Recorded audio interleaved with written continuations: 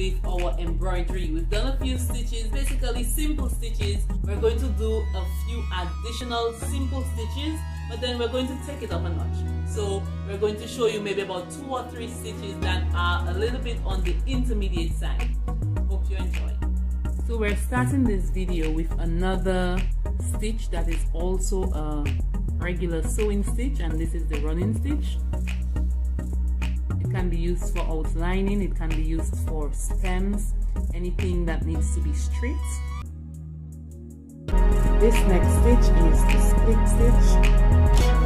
Purpose is basically the same as our back stitch.